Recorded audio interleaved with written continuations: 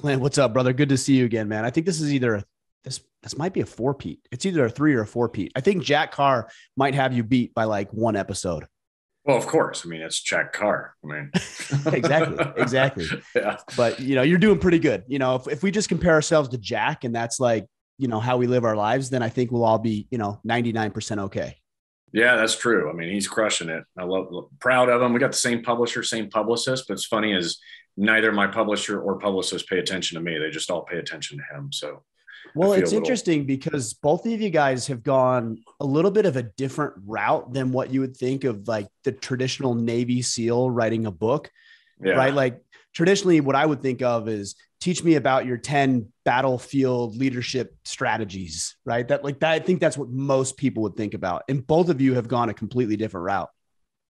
Yeah, you're right. I mean, his fiction has obviously he's been studying that for a very long time. And then he's read every book, and they say, a good reader makes a good writer. And he certainly proves that. Where I am the opposite. I like to put a lot of illustrations and pictures because I don't read and I'm a horrible writer. If that was a spectrum, I'm more on your side of the spectrum, 100%. But, I did want to ask you, and I don't mean to come at you. I don't mean this to be contentious at all, but there's a lot of books out there about, obviously your genre of writing is about survival. It's about these practical skill sets. And what I've seen is there's a lot of books and information out there that almost turn into just like novelty gift ideas, where I don't really feel that way about what you write, but it almost seems like sometimes it gets lumped into that of like, hey, this is going to be on the coffee table, or it's kind of a fun little thing. And then just people throw it away and don't really think much more about it. Yeah, that's true. And I used to joke that it's the most popular book next to a man's toilet, and yeah, exactly. 100 Deadly Skill. Yeah. Yeah. It's people, if anyone's picking it up and reading it and looking at it and observing and, even just slightly enjoying the creativity, then I'm happy. If it's for a split second or it sits on a coffee table, that's okay. But I think once you dig in, you realize like, whoa, this is actually pretty good, usable information. And at the end of the day, that's all that matters. Well, I like that you said creativity, because if you take, I don't know, let's just take 100 Deadly Skills, for example, which are previous style books that you've written. Yeah. You may never come across any one of those 100, but I think what it does more than anything, it gets you thinking creatively. And if you find yourself in a situation where, maybe your spare tire isn't working correctly, or you don't have the wrench to be able to get your other tire off. It's like, okay, well, like here's the problem. And I got to figure out a way to get from point A to point B. So let's figure out a way to be creative, and utilizing some of these strategies, although maybe not specifically applicable, will help you think more creative about the environments you find yourself in. Yeah, you nailed it. It's I'm not any one skill in any of the 100 Deadly Skill books is not this is how you do it. This is how you have to do it. It's really just to get people thinking outside the box so that they can solve their own problems. And problem solving doesn't come natural to most. So I look at, 100 Deadly Skills and even The Rugged Life it's a guide to get people thinking again and doing again, rather than relying on technology or someone else to do it for them. Well, I also think there's this thing in society where we have been so prosperous for so long. Like, when's the last time anybody really had to think about where their food was going to come from? Like, when is the last time you really had to think about, am I going to have gas to put into my vehicles? Now, I know it's more expensive than arguably it's ever been, but still, I can get it. Like, I can run down to the gas station and pay, 1.8 times what I paid a year and a half ago, but I can still get it. But we don't have any hardship. We really don't. No, I guess, what have we been saying lately? First world problems. So right, exactly. America has first world problems. And the pandemic showed just how ill-equipped people were. As soon as stores started closing and transportation was shut down and hotels closed. And I mean, it was event after event after event. That's when people started realizing, whoa, I really don't know how to do anything for myself because I've always had it, or I could always get it, like what you're saying. And so, it's time to kind of I think put yourself in check. And, I've been referring to my books as now just books of options. We tend to have our one route, a primary, whatever that primary is, but it usually is connected to our phones, right? If I want groceries, I get it delivered to my front door. If I want coffee, it's already ready when I walk in. But most of our primary means of getting anything these days starts with our phone. And then if you ask, well, what is your backup? What's the other option? There's hesitation. It's like, well, wait a minute. What do you mean? What the hell? Right. I don't know. What is my option? Tell me. Yeah. What are the other options? You mean I can actually do shit with my hands again? I mean, and that's, so progressively that has been kind of like this big overarching theme is do it yourself, right? That is your backup plan. That is the other option. It's an analog, right? If you're gonna rely solely on digital, which is great and which is a tool, and I use it all the time myself, just make sure you have an analog backup. That way you're good to go, no matter what it is. Yeah, I mean, I think that's a good point. Do you, in this ease of modernity in which we live, do you personally put yourself in physically or mentally, emotionally challenging situations? And, I think the low hanging fruit is, I go to the gym and I work out. Okay, check, got it. But what mentally do you do on a daily basis to put yourself in these stressful simulated situations? So if shit does hit the fan, you're going to be more prepared than the guy who, is used to getting his mocha frappuccino online and showing up and it's right there ready for him. Yeah, that's a good question. I mean, for me, I've always been, a scenario person. I think we've talked about it before when we talk about 100 Daily Skill Books and running scenarios continuously through your mind, and then answering yourself to how would you deal with that particular scenario. I do it all the time. It's become a habit now.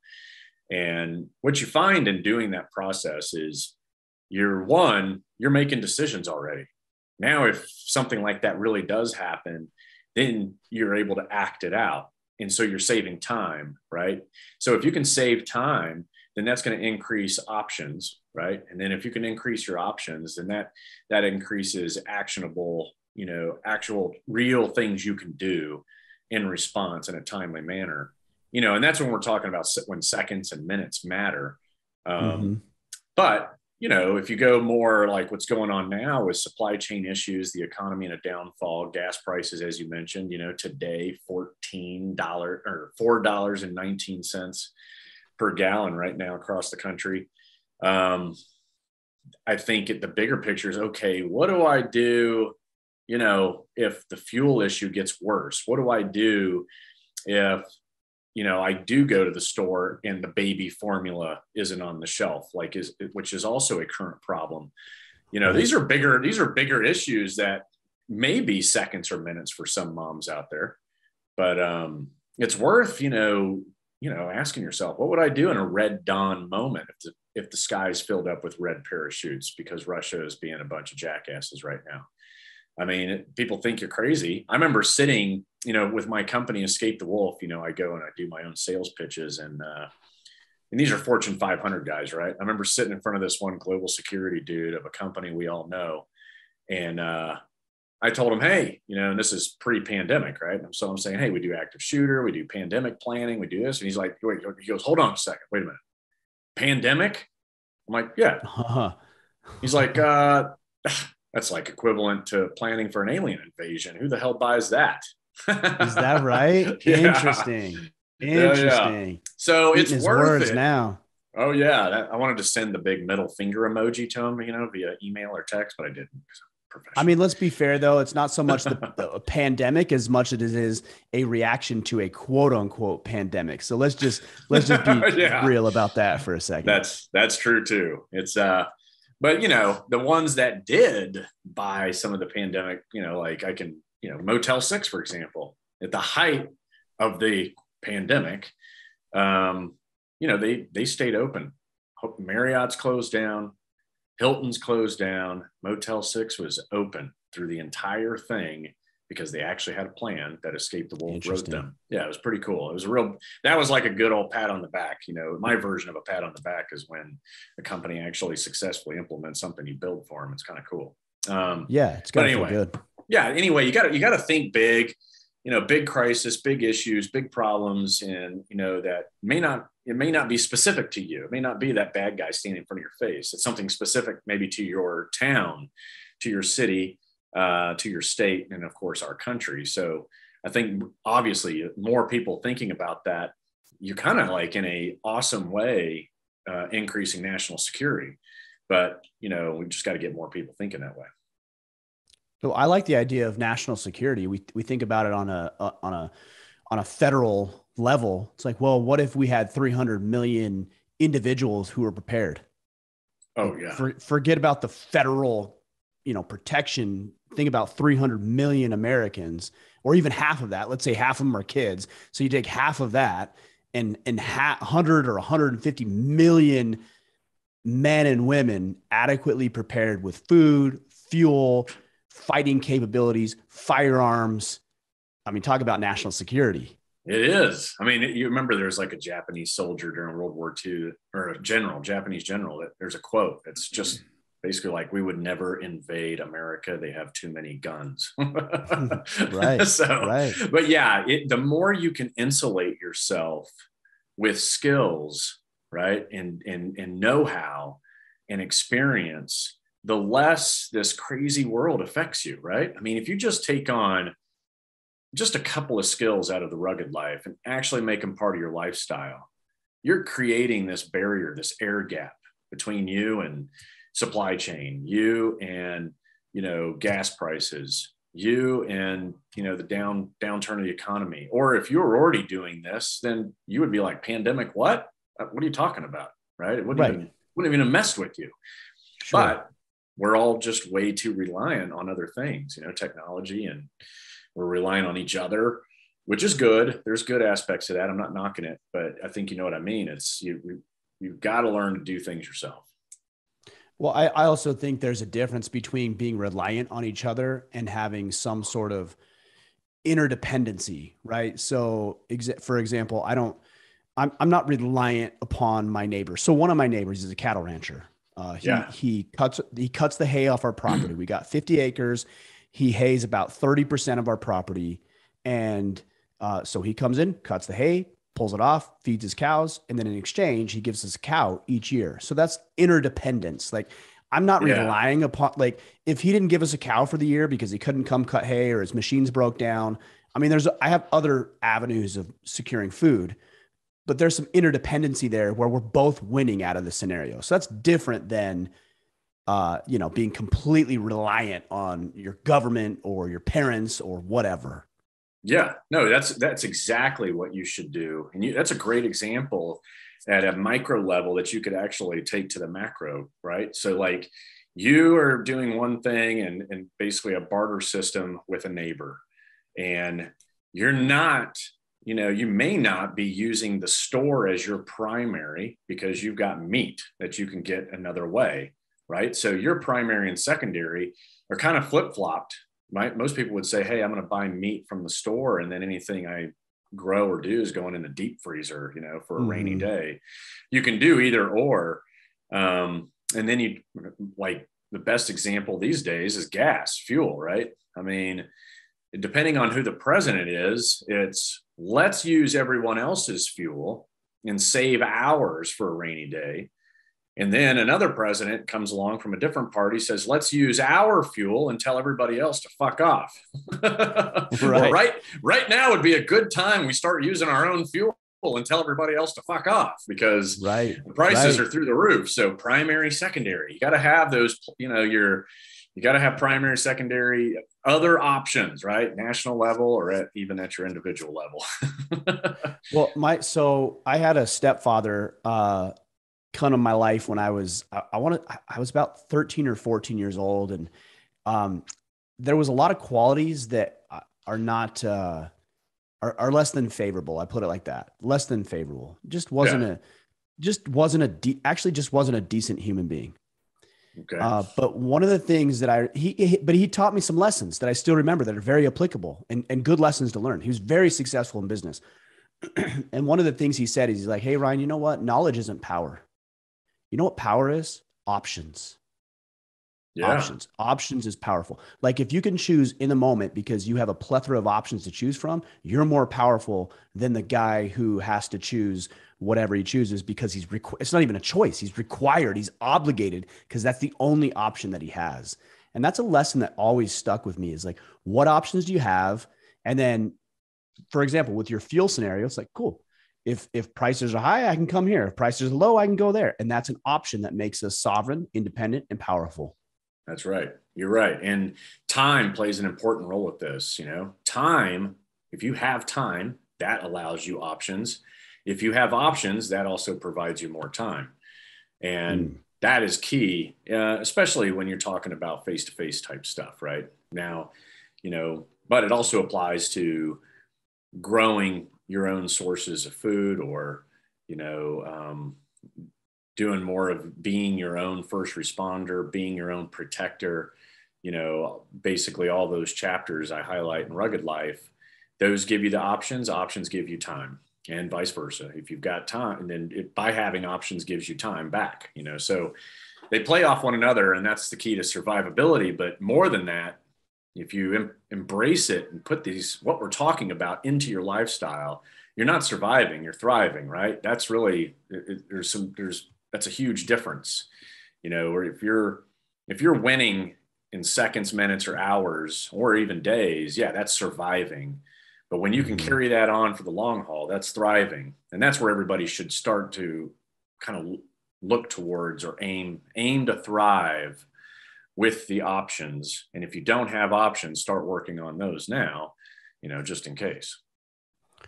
Well, and I think one of the things a lot of people overlook, excuse me, is you talk about thriving. And so when people hear that, I automatically assume they're thinking thriving with their finances or their provisions, but there's something to be said for up here as well. If we go through a reaction to a quote unquote pandemic, like we have over the past couple of years, and everybody's all hopped up and hyped up and emotional and like running around like chickens with their heads cut off, like mentally that's going to screw with you. But if on the other hand, all your food's taken care of, you got medication set aside, you guys are healthy because you've been living for the past 10 years, a healthy lifestyle.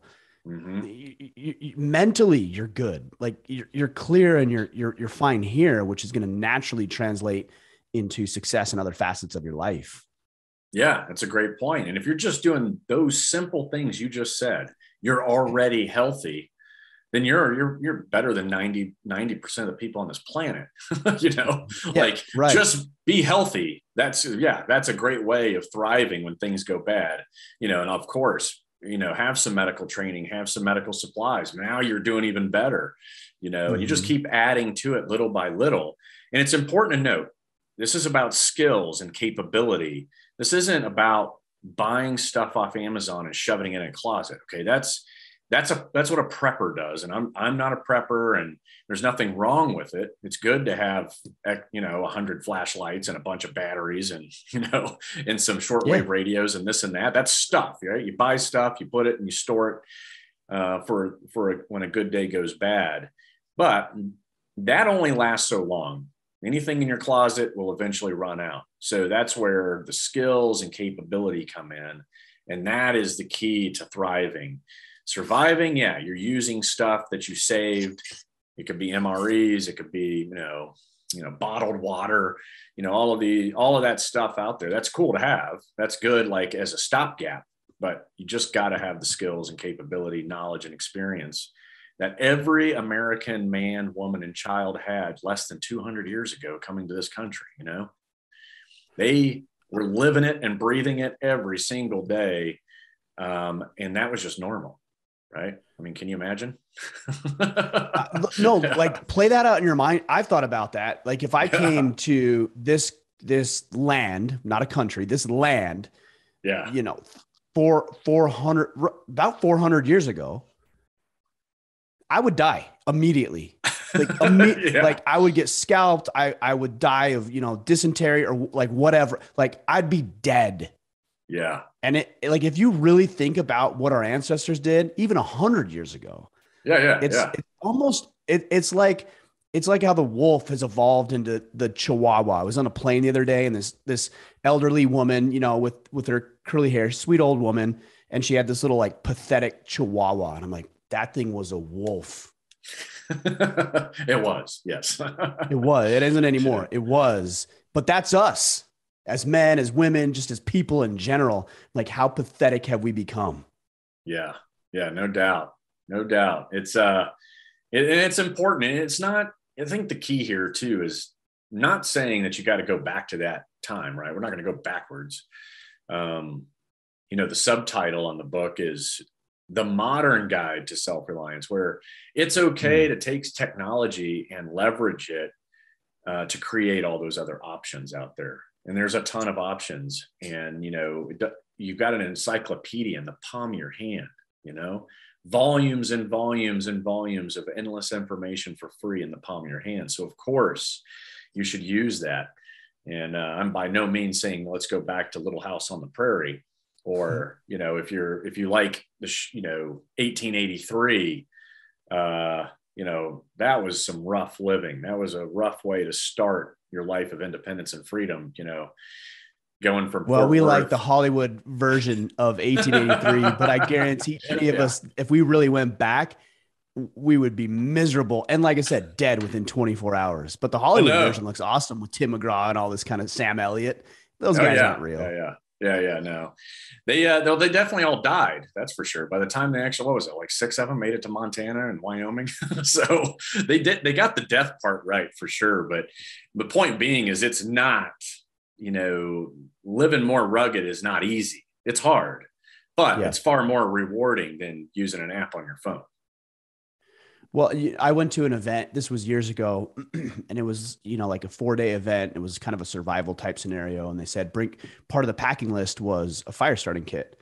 So, I put all my stuff in there. Like, I got flint and steel and like batteries with steel wool and all this like bullshit. Then the last thing I did is I'm like, let me just throw a lighter in there. So I throw a lighter in there, and I get to the thing, and they do a shakedown, and they make sure, you have everything that's on the list. Cause if not, then like you're out. Like, that's the Yeah. first test. Like, did you actually follow instructions? So the guy's going through my fire starting kit, and he looks at my lighter. He's like, what's this? I'm like, it's a lighter. Then he's like, Yeah. this is part of your fire starting kit. I'm like, yeah. He's like, good job. He's like, you're one of like 2 out of 100 that actually brought a lighter in your fire starting kit. It's like Right. we make shit harder than it needs to be. In training, I think that's okay, but in real life scenarios, like, this isn't about making it hard. Like, make it as easy as you possibly can, using the ease of modernity to be able to improve your odds of survival. Exactly. That is exactly it, man. It's people. I get it. I get kind of going back in time and leveraging some of the more primitive skills because they're good to have and good to know. But yeah, if there's some modern stuff out there that you can leverage, then you should, no doubt about it. But it's also very romantic. And I think we've been Yeah. led to believe that, living, 500 years ago with the Aztecs would have been like a glorious time to be alive. I'm like, no, they probably would have sacrificed you in the volcano to the sun gods. So like, Yeah. I don't think it's as glamorous as Hollywood and Netflix makes it out to be. So let's not place a false sense of what it really was about struggle and strife and hardship, and think that, filter our experience through the Hollywood version of pain and suffering that most of humanity has gone through. Yeah, you're right. I mean, in the last 2 years, we've had this exodus out of the urban metropolitan areas running to the mountains and people buying their cabins and thinking, just how sexy is it that we chop our own wood and use a wood burning stove until Right. they do it, right? Until they do it. Right. And so now there's a huge number of people who basically went in head first, had no idea what they're doing. And now they're trying to sell their property and get the hell out of there and maybe just go somewhere in the middle, like a suburban environment, rather than going from hardcore urban to hardcore rural. It just didn't work out for a lot of folks. Yeah. So, point being is it's hard. It's not easy. And being more rugged is on the opposite end of the spectrum of convenience, right? And it's, if something is convenient, then it's probably not all that rugged. And if something is rugged, then it's probably not going to be convenient. But it's options, and it's the options that are key.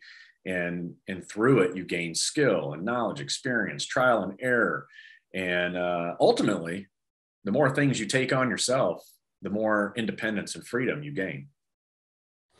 Yeah, good point. So I do want to get pretty tactical for the last half of this conversation on some of the things that you shared, but I actually wanted to mention something you brought up earlier before we get into that. You talked about Red Dawn, right? We've all seen the movie, whether it's the original with Patrick Swayze or the new one with Hemsworth or whatever. Is that something that you even like, is that even on your radar? Is that something that's on your radar? Like some sort of domestic invasion? I'm just very curious about that.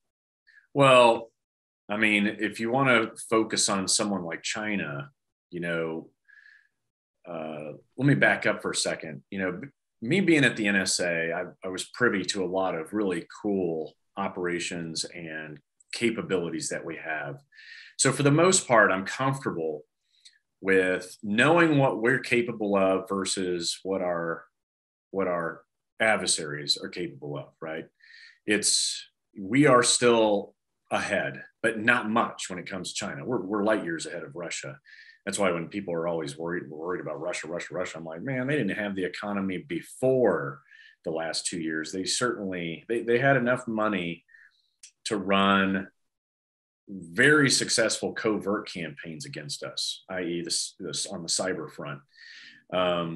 But when you talk about conventional war, Russia, just as they've proven, are really, really behind. They always have been. Definitely. I mean, if you don't plan for MSRs before you start a war, then I mean, what kind of idiots are running that military and main supply route, right? I'm going to line up all these tanks and all these soldiers, but I'm not going to figure out how to get gas, fuel, and food to them. And there's a level of arrogance to that, right? Like we're going to just demolish these people. And what do we need to worry about supply chains for, supply routes? It's not even going to be relevant. We're just going to decimate everybody in front of us. Right. Yeah. And they for the most part, Russia's always been, a paper mache tiger. And I've been called out for that, but it's held true. It held true in Syria. He put tanks on the ground. They ran out of gas. He left them in place, right? And then same thing. He's got all kinds of issues right now with everything that he's thrown at the Ukrainian people. But switching gears and moving back to the real issue, someone like China. I remember we sit in our big strategic meetings and we're planning 50 years out. Right? 50 years, sometimes 100, depending on the programs. That's how far ahead our intelligence and military sometimes will look at stuff. Mostly intelligence. Military is usually just concerned about the 6-month deployment, dropping the hammer and leaving, right? Our intelligence agencies are going 50 to 100 years out. China, hundreds of years. What they're doing has already been in their planning cycle for a very long time. And it's 1,000 cuts, right? Million cuts. They're willing to just do 1 million cuts to America in a variety of ways until eventually we bleed out.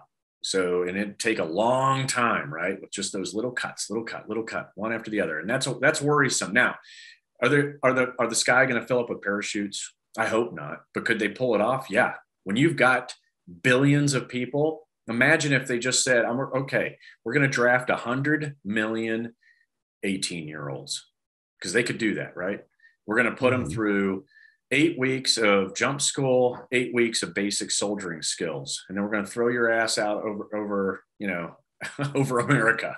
100 million. That is such a small fraction of their population.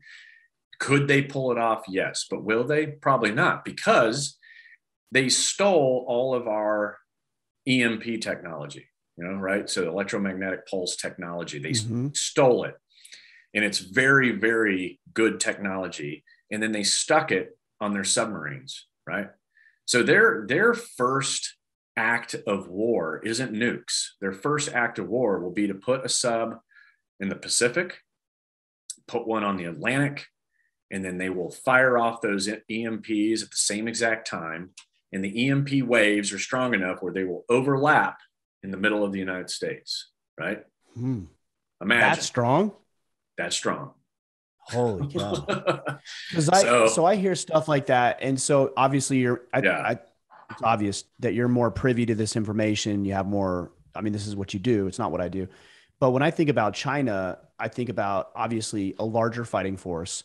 But also I think of economic instability. You know, I think the common perception is that China is this like dominant, like financial global powerhouse. And I'm like, I'm not sure that's the case. I think short term it can be, but I'm wondering if it's as fragile as, the USSR was decades ago, with the way that they have embraced communism. They've embraced elements of capitalism, but is it as fragile as the USSR was decades ago? It kind of seems like to me that it is.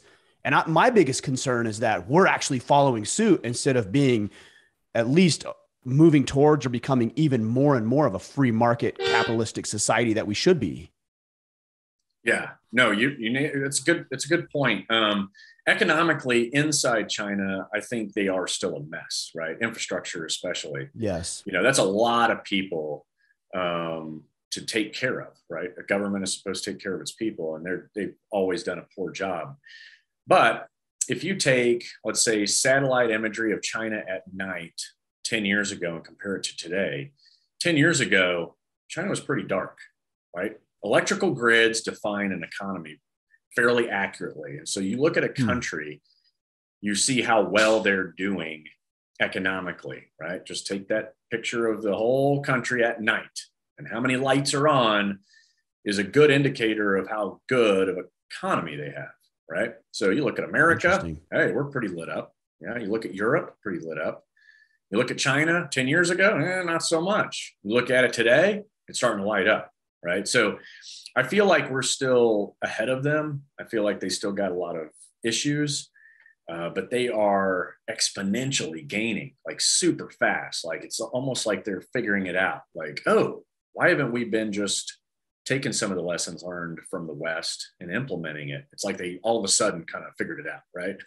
The way that they're built, the way they're building Navy ships, right? We built 2 in the past 15 years. They built like 35 in 15 years. I mean, they're just, moving fast, spending lots of money because they're in the black, we're in the red.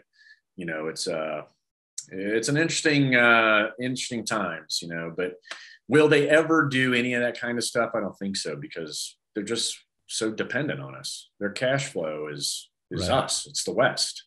Right. And what's the purpose in taking out your bank? Why would you go and light your own bank on fire? Right. You know what I mean? Like that's what we are. Point. We're their bank. We are the cash cow for sure. Yeah. Absolutely. And not to mention the technology that's been stolen, the intellectual property that's been seized. Yeah. It's like, why it's like the old adage of killing the golden goose. It's like, would you rather kill the goose, or leave the goose alive and just take its eggs, and I feel like that's what they're doing at this point.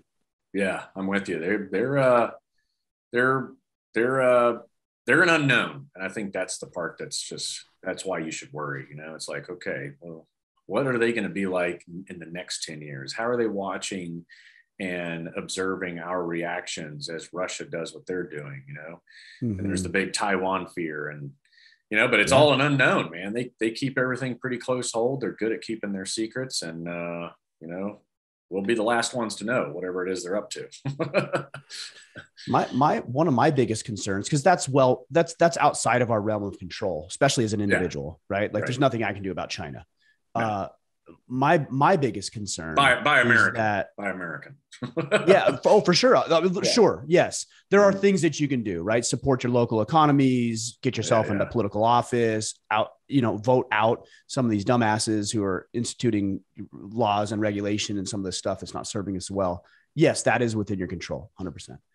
But my concern is that the United States government and whatever side of the aisle, it really doesn't matter to me, is just completely ridiculous. So we live in, to your point earlier about these 50-year timeframes. I mean, we don't even live in 50-year timeframes. We live in 2 to 4 year terms at a time.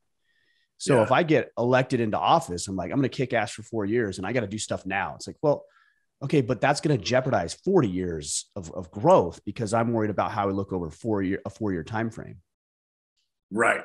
No, yeah. And I think you're good. We agree on politics in this country. I mean, I've been saying it for a long time, is that no matter how good someone's will is when they run, what usually happens in the end is it's the perks over the promises, right? They get in there, they get into the cycle. Doesn't matter whether you're a Democrat or a Republican, but those perks start to outweigh the promises you made that got you in that seat to begin with. And I think if you can somehow disengage what this country is all about, capitalism, if we can somehow disengage capitalism from politics, or even bigger, how do you disengage capitalism from democracy? Then we might be able to fix it. But the odds are, money drives a train. So it's just going to be the way it is. And I think even more than politics and capitalism, I think the root of the issue, and this actually ties in nicely to your book, is personal responsibility. Yeah. Yeah. If we could infuse that back, like there's talks, for example, of paying off student loans, or I think they call it, the euphemism is student loan forgiveness. Like that sounds pretty nice, actually. Like, oh, they're going to forgive it. They're going to erase it. That's another euphemism. No, it's not what's happening. It gets transferred to somebody else. It doesn't just you don't just wave a wand. It's a lack of personal responsibility. And I think that's the root of your book, The Rugged Life. I think that's the root of the issues that we see in America, is like nobody's willing to take personal responsibility. It's like, hey, you got to go through a divorce. Then, we'll help you. You get laid off because you're an asshole at work. Like, well, yeah, you were an asshole, but we'll still provide you some unemployment benefits. Like everything, the root of all of our problems is personal responsibility. Yeah. And I think consequence, like the lack of, which then is connected to accountability, which is what you're talking about, right? So if we don't hold anyone or ourselves accountable, and there is no consequence, well then, everyone's going to be running amok, no doubt about it. It's just leading to more and more problems, and if you got a whole bunch of individuals having an issue, well then you have a country having an issue, and that's kind of seems like the way it's been flowing. I think the best thing we can do is take a bunch of sane, rational people like you, like me, other people who obviously listen to this podcast, and just breed like freaking rabbits. And then, we have 5, 7, 10 kids who all know what it means to have personal responsibility. And then we just raise this army up of, kids and a generation of people who believe in personal responsibility. But that might be another conversation. That's some of the weird. Well, I mean, that my weird thoughts ongoing. Coming out in my mind. So that's the Mormons versus the Muslims you just talked about. Right. That's right. I'm all about it. Bring it on. Let's do it. You want to play this game? Let's do it. I'm all in. Yeah. Who's going to win? The Mormons or the Muslims? Here we go. Who's racking up? We can find out. We just need to put it to put it to the test. Anyways, all right, let's get back to the book instead of these weird like fringe. And people are like, what the hell is Ryan talking about right now? The cool thing I like about the book is you broke it down into 9 or 10 chapters, and you talk about like become your own, right? That's the premise. Become your own builder, become your own farmer, become your own power grid. Is there any one of these topics that either A, really stood out to you as like, we need to focus here, or B, that seems to be a deficiency across the board where people really ought to think about shoring up?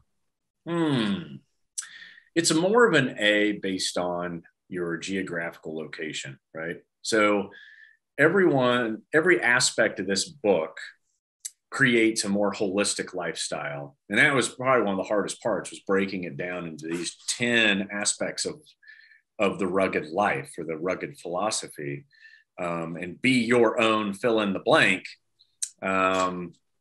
just lays it out there and allows people to kind of choose where they want to start.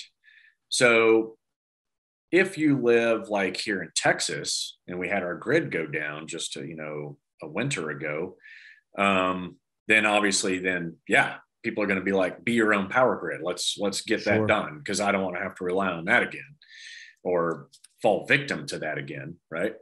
And if you live maybe, in an urban environment where crime is high, well, then be your own protector comes in handy. So really where you sit geographically kind of determines probably what chapters or aspect of the rugged life applies to you more than others, and that any individual would feel is more important.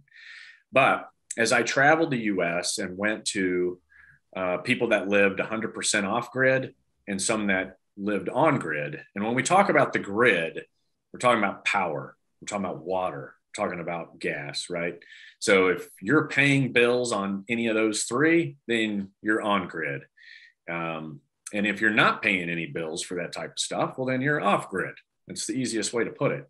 So there were there was one family that lived 100% off grid, and they have been for the past 12 plus years with a special needs son. And they were the happiest people I'd ever met. They had they built their first cabin while they slept in a tent for a year, right? And this is 1,100 square foot cabin that they chopped down the trees and milled their own boards to build the home, right?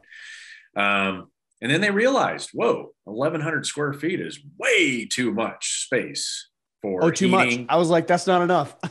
Yeah, see, that's where we've gotten used to. We need space and we need all these things. But when you start living obviously that way, then all of a sudden you go, wait a minute, I don't need all this space because that's more that I have to heat or to keep cool, or there's a lot of other problems that start to pop up.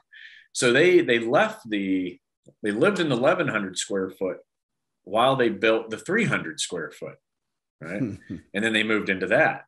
And the beauty of it is with 300 square feet, they've got 300-watt solar panels right out in front, right? So that's 300 watts that then feeds into some marine batteries that they were using, which then powers their entire cabin, and it's 100% free, right? Wow. Now, that's probably the only scenario these days where the solar to whatever your required draw electrically, right, is beneficial. Now, if you were to have Tesla come out to your house, they're going to tell you, yeah, you're going to actually pump power back into the grid. And depending on the co-op, you may get a check every month from your electric company because you're pumping power back in, or you just get zero bill, right? And they keep your power. Just depends from city to city. But they will quote you, right? Oh, you're only going to pay like maybe $200 a month. Well, it's like, then you do the math. Okay, do I pay $200 a month to the electrical company, or do I pay $200 to pay on these solar panels that they installed on my roof? That roughly is, if you live in like, let's say, you're in a mid-income suburban development, and it's a, let's say, 2,000, 3,000 square foot home. The panels, you're probably going to cost you roughly $80,000 spread out over how many every 30 years or whatever. Yeah, it is, right? at $20, at $200 a month. So there is, solar is catching up. The technology is getting better, but it's very much environment. One environment, it's going to be free and it's going to be great, but you're going to sacrifice. You have 300 square foot place, 2 100-watt or 3 100-watters, and then your batteries. That's where it's most economical. But for most folks that are considering solar in the suburban or urban environments, the payoff's probably not there yet. But being your own power grid really is. I mean, it's something that I enjoyed. And the biggest one was geothermal. Like, you take this earth, and no matter where you dig on this earth, you go 6 to 8 feet down, it's always 55 degrees. It's a regulated temperature, right? It's a regulated temperature. So in the winter, 55 degrees is heat, right? And in the summer, 55 degrees is air conditioning. And so if you build this PVC pipe grid, you make it big enough, and then you'd have to dig out a very, very surface area, a very large 6-foot deep hole, and then place your PVC grid down in there. And you have an intake fan hooked onto the one end of your PVC grid, and that's going to be at surface level. and you can hook a fan onto it, like $30, solar powered fans, right? And it's going to, let's say you live in Arizona, it's going to suck in that 120-degree air, right? And it's going to pull it through your grid that's down at 55 degrees Fahrenheit. Mm-hmm. Then you're going to have an exhaust that's hooked up to the side of your lodging, your home, whatever it is. And it also is going to have a solar fan on it that's pulling the air through. And now you're going to have roughly, with 120-degree air, you'll be able to cool it to probably like 65, 70 Right. degrees. You're cutting it in half almost. Yeah. It's pretty amazing. And, and to see people actually go and, the best place, and most people know this that live up north, is a basement. The basement is always cold, right? Right.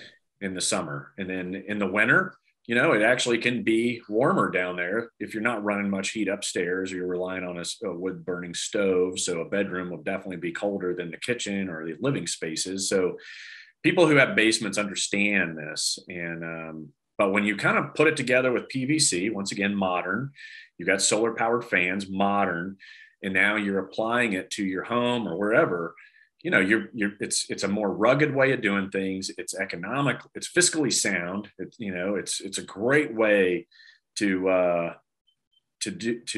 heat or cool your home for really not a whole lot of money. You just need the surface space, or you need the forethought before you build to put this in first, and then you can build on top of it, but pretty cool. Are these things that you've seen people retrofit their place? Like, for example, our home was built in 1912. So clearly it doesn't have any sort of geothermal air conditioning or heating in the house. Right. Right. But are these things that you've seen people implement in houses that didn't initially have them when they were built? Yes. So if you've got that, if you have the space outside, right, where you could dig it all out and then build out your PVC grid, usually, 1.5, 2-inch diameter PVC pipe. And you're talking a whole bunch of T-joints, elbow joints to create, best way to describe it is a net, right? It's a big net made out of PVC, and you're laying it down in there horizontally with the earth.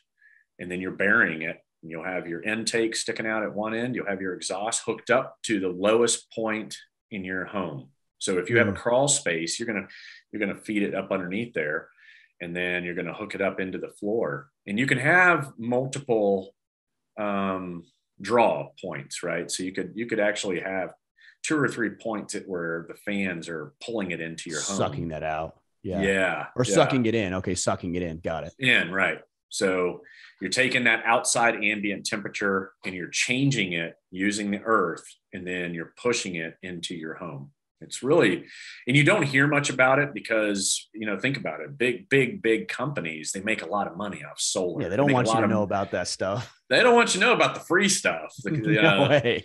They want you to, hey, buy solar, buy a big windmill.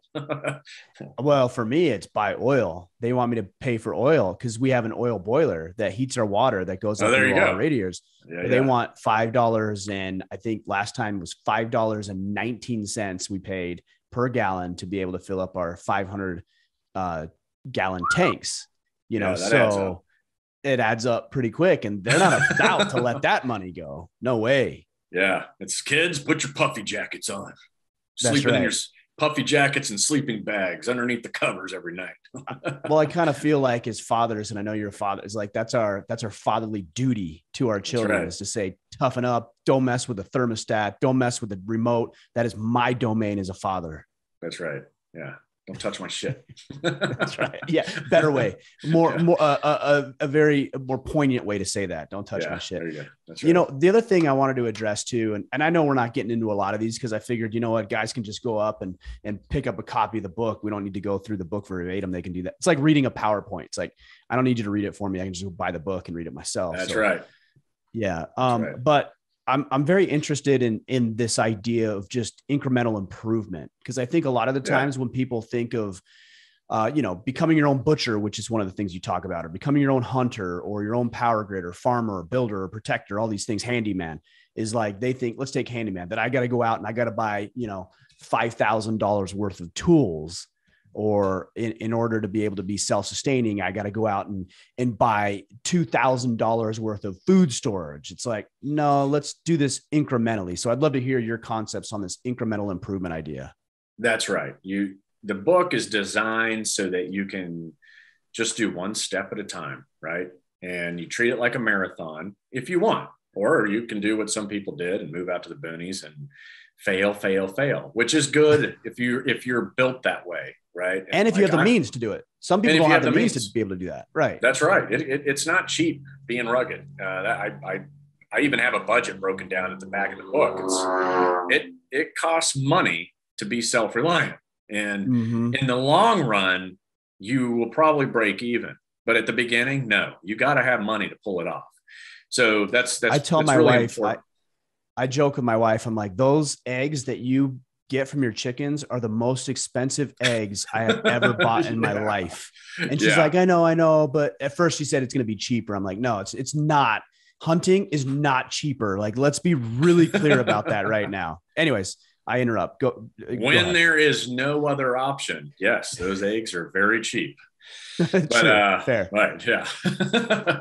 But so yeah, this book, once again, it's a book of options, and you get to pick and choose what you want to have options for. And yes, handyman is a good place to start, because you can use whatever tools you have to start tinkering, start learning how things work again, and then how to troubleshoot them. And then from there, let it grow. And before you know it, you'll be far more advanced than your neighbor, no doubt about it, right?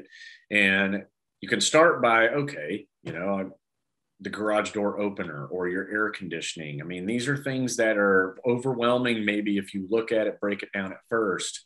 But a majority of the problems that any of these units have are very repairable by the average person, but we tend to call someone and, we want the expert to do it because we lack the confidence. But if you're of the mindset where you're willing to fail a couple of times, in the failure, you're going to learn a lot, and then you're going to, become really good at it.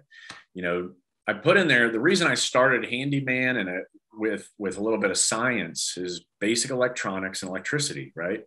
This is something that, we've kind of forgotten, because technology, I mean, let's face it, is pretty damn reliable for the most part. It's not like, oh, I got a trouble, I'm going to break my iPhone apart and fix it. Not that you could, right? I mean, that's taking it, that's next level shit right there. Sure. Yeah. But, the breaking part is easy. I can do that all day long. Yeah, exactly. Me too. It's the fixing you got to worry about. Right. That's when you buy the insurance. That's right. But, using your hands again and troubleshooting anything around your house, but the big thing is basic electronic. The reason I covered basic electronics, electricity, because it can kill you. And it is the basis for most of the things we use. So having an understanding of it, knowing the do's and don'ts, will prepare you so that when it's time to switch out the ceiling fan or switch out a light fixture, anything that has a current flow into it, then at least you'll be a little more prepared and ready than watching a YouTube video, and figuring it out as you go. You can read that chapter and it will set you up for the best possible chance of success, leveraging whatever else you've got around you as well. But it's really just getting guys back to being guys again, and gals. The book is for everyone, but I mean, there are certain aspects of the book that allow us to be what we used to be. And some of that is a little more analog, like I said at the beginning, but analog is always going to work when the digital goes down. And I'm using that very, that's a big analogy there. Sure. Right. Yeah.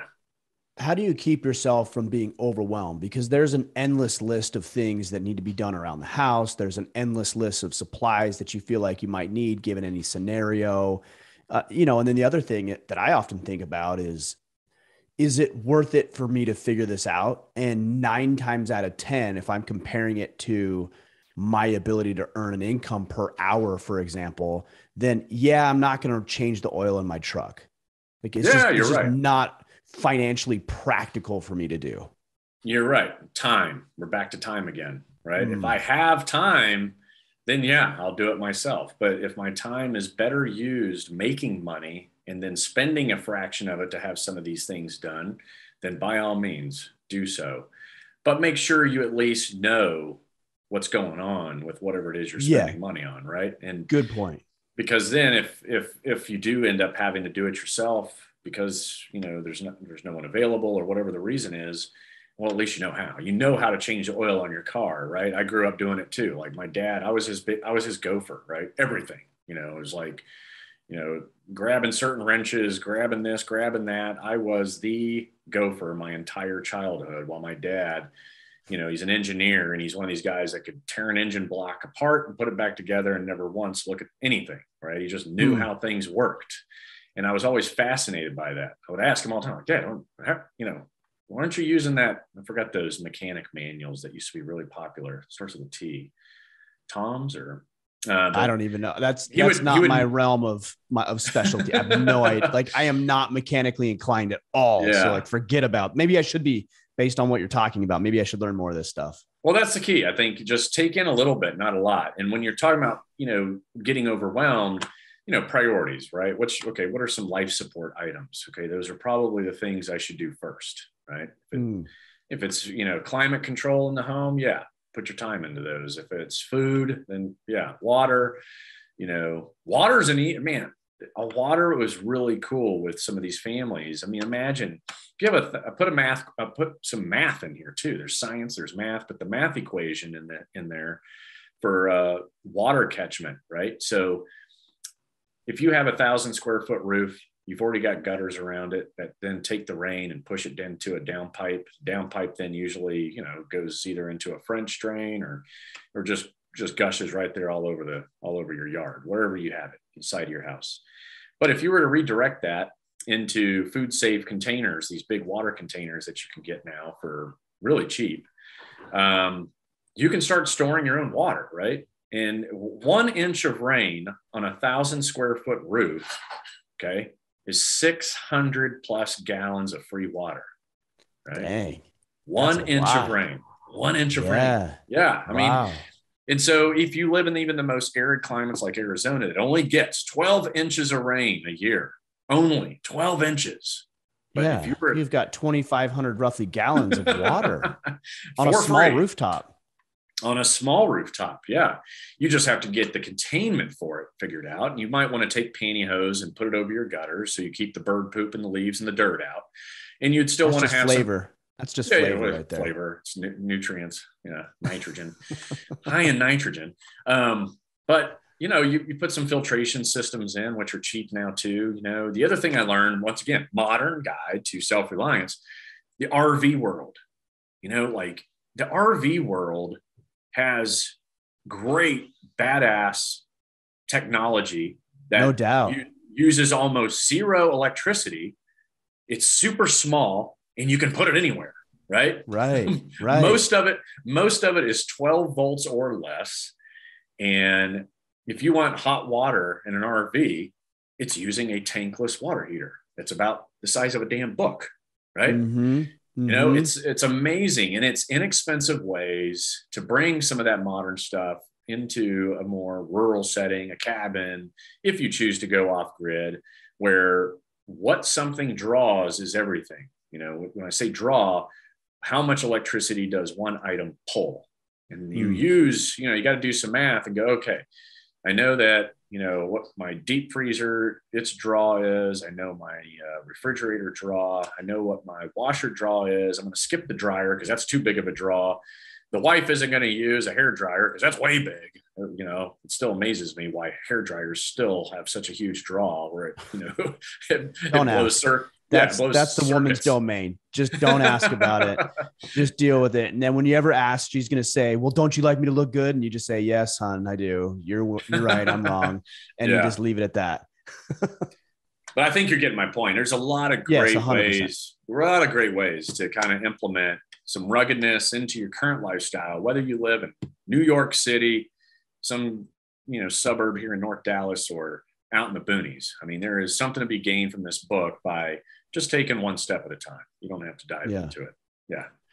I'm actually very interested in the water. With our property, we have 7 wells on our property. And that's nice. Because the people that we bought this from, they would buy up parcels that came available within the area. And so the property just grew and grew and grew and expanded. And each one of these parcels had their own well. And so we've just over time acquired all these wells, which has been really cool. So all of our water is well water, but I've never really thought about the containment idea. And obviously we have tons of rainfall. We have a ton of snowfall. Like, man, we've got a stream out there. Like, this is just water that we're not capturing to be able to utilize if we need it for some reason. I'm gonna have to look into that a little bit more. Yeah, I would say you're in an environment where water isn't a struggle. So no, it's not a big deal. Yeah, for you versus someone in Arizona or New Mexico, you're not worried about containing it as much as someone down there, right? Or even I'm more worried about filtration here. It's like, okay, I want to be able to filter that water out. If I got to get water out of the stream, which we could do all year round, it's like, how do I filter that water to make sure we're not picking up Giardia or any of these other bacteria or anything like that? Yeah. And filtration systems are, also very cheap these days, really inexpensive, and they do a great job. And, if you have a stream on the be your own power grid side, you might want to look into is, if it's a big enough stream, you can build your own spring box. I show you how in the book. Build your own spring box, right? So it's almost like a dam, but it fills with water, and then you're going to give it an outlet, and it's going to be a small, let's say, PVC cut in your concrete spring box that you build. And that PVC pipe, say it's 1.5, 2-inch pipe, right? And you're going to connect that to a hydroelectric generator. Okay. And so now the pressure that you've just built in your spring box is now forced down that PVC pipe, hooked up to your hydroelectric generator, which you can get for $1,500. Obviously you can get really great ones for a lot more. Sure, of course. And then that hydroelectric generator is then connected to your panel, your fuse panel, right? So that power for your home. And that thing, obviously inside there's a turbine that will start spinning and creating electricity, and will provide enough free electricity for most homes. And all you do is you do your initial spend, you do your little build out, and then now you've got free electricity for as long as that hydroelectric generator runs. It's pretty cool. It's a cool option. Yeah, I'm gonna have to look into that. I think our little stream here would generate enough power to power that light for 20 minutes. Oh, okay. All right. Gotcha. Yeah. For 8 months out of the year. And then the other 4, it's not running at all. So it's just like a runoff little creek that runs through but it's an interesting idea. There's so many different interesting ideas that get you thinking about how this might work and how you may be able to generate additional electricity off the grid, or even just do without. I think that's actually one of the greatest things that we can do is do without that. How would your life change if you did without that? Or how would your finances change if you didn't spend an extra $200, $300, $500 a month and cutting things out? Right. It's kind of like what, what's the first step that you as a financial advisor, stop buying Starbucks every day. Yeah. That's the first step to save There's money. A skit years ago, I think it was Steve Martin, and it's hilarious. You should look it up. And the skit is called don't buy things you can't afford. It's hilarious. I'll leave it to you guys to look it up, but go look it up. It's because it's funny. Anyways, hey, Clint, I appreciate you, man. I always enjoy our conversations. Guys, if you can, go pick up a copy of the book, The Rugged Life. You're not going to be disappointed. A lot of good information in here.